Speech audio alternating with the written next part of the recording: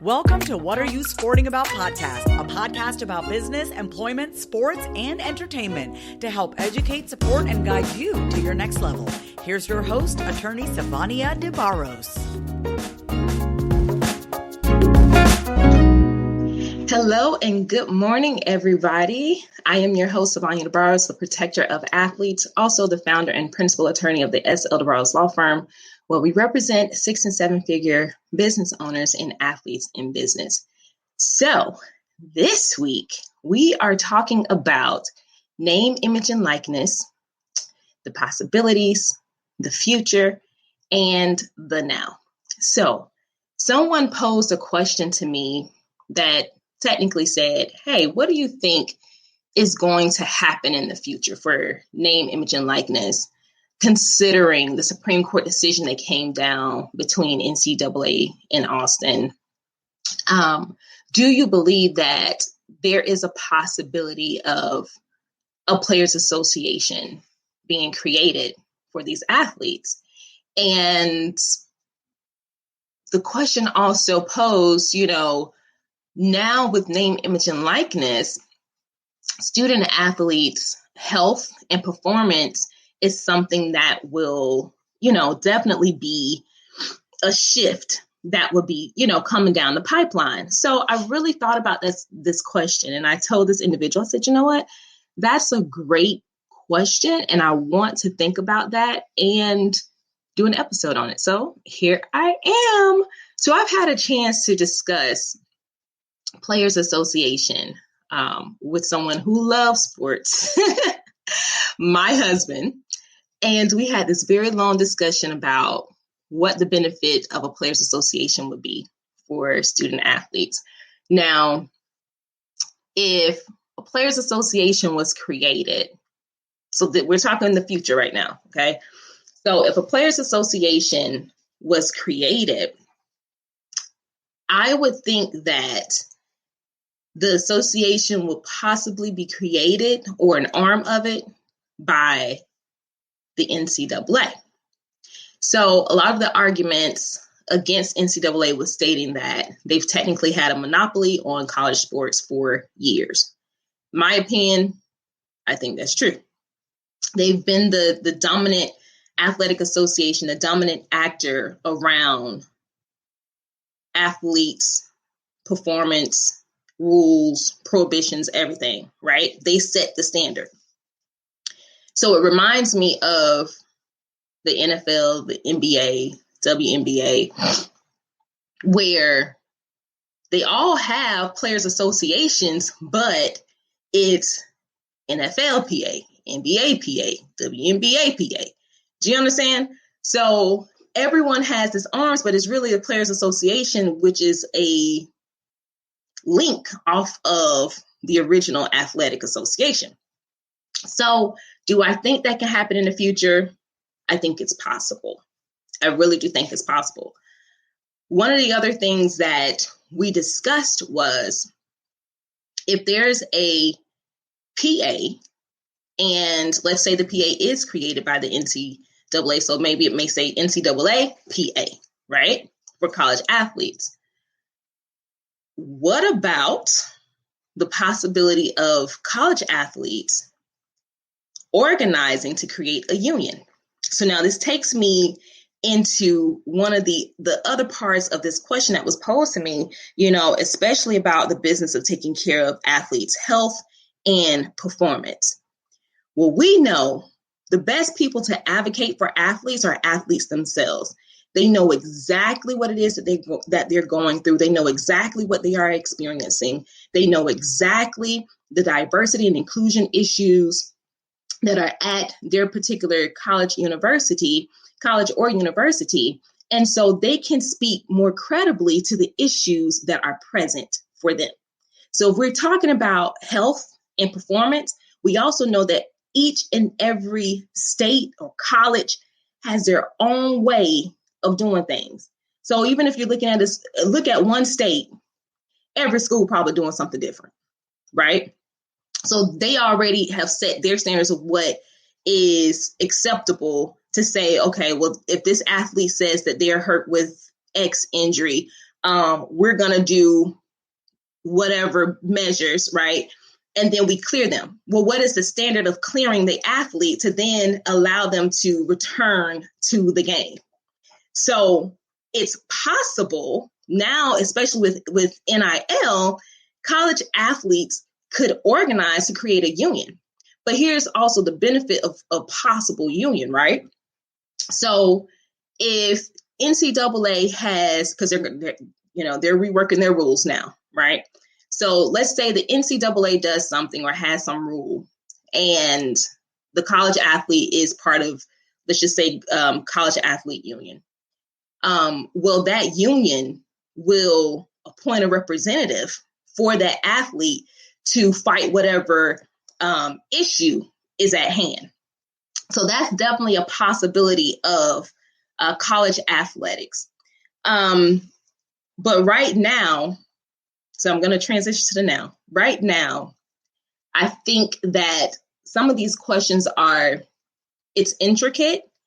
It's also confusing because there's so many possibilities of what can happen with name, image, and likeness. Like a lot of people defied having NIL legislation. They defied it. They forbid it. Oh, that's not going to happen. Well, it's happening. So it's definitely possible that the future of NIL may look like a college athlete players association. It may look like college unions to protect the health, safety, and performance of these athletes, right? Because at the end of the day, the biggest thing that athletes should be walking away from these colleges is what they came there for, which was or should have been for education. So they can go into the next phase of their lives and dominate in that next phase of their lives, right? So now, what is it that we should be focusing on? What is it that we should be focusing on as college athletes? So I want to remind you guys that I do have a new book that is launching July 31st, the end of this month, on athletes making moves. That's the name of the book, Athletes Making Moves. You can go to athletesmakingmoves.com to register for the book launch, pre-order your book. And if you pre-order the book, you're automatically going to get access to the event and you get put into a drawing to win prizes. So let me go back to this. So we are in the now. What should athletes be doing now, right? Because some people don't have the ability to think about all of those issues that could come down the pipeline. So one thing athletes can do now, sign up for this launch.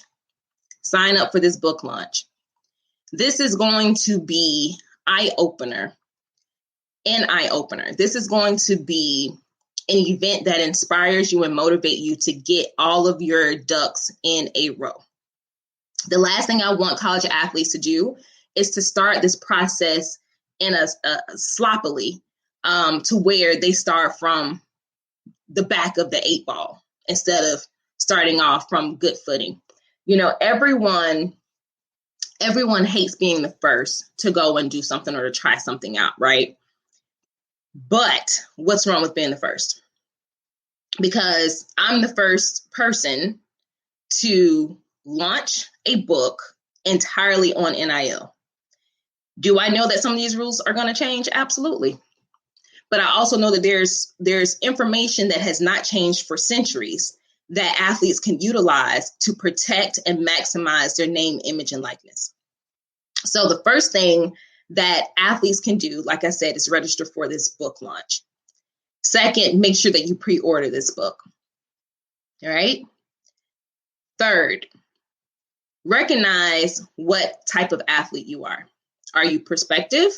A prospective athlete, and that means you are a college athlete who will soon be going to college. Have you received an acceptance letter? Have you been enrolled? Because you need to understand that cutoff, because if you have not been enrolled, you're not an eligible athlete under name, image, and likeness. All right. Now, are you an active, enrolled, eligible college athlete? If you are, you should be looking at your particular state's NIL legislation. because it will tell you what your rights and obligations are under that statute. Now, if you get my book, you're going to have access to that. So you don't have to worry about trying to figure it out. You don't have to, tap into other resources. That resource would be right there for you. Plain language spelled out for you. And there's some issues that we're going to also talk about on the lunch, but it also delves deep into the differences of NIL legislation in the book. So I urge you to get that. Third, or did I say third? Fourth. I want you to think about what makes you unique.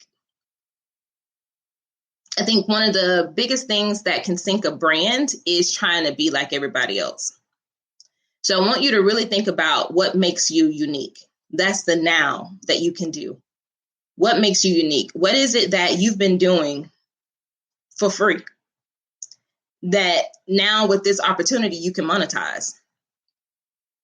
Get a book, start writing that stuff down.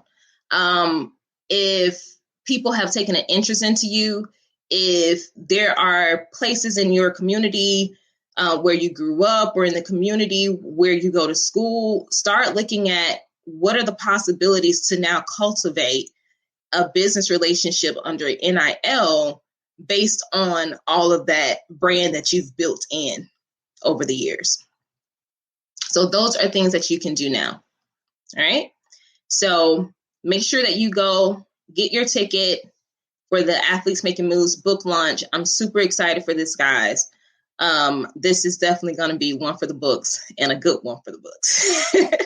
So I look forward to seeing you guys on July 31st at 1:30 Central Standard Time.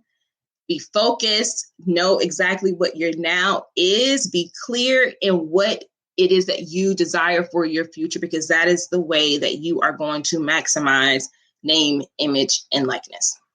All right. So that is all I have for you today. And until next time, I'll check you later. Ciao.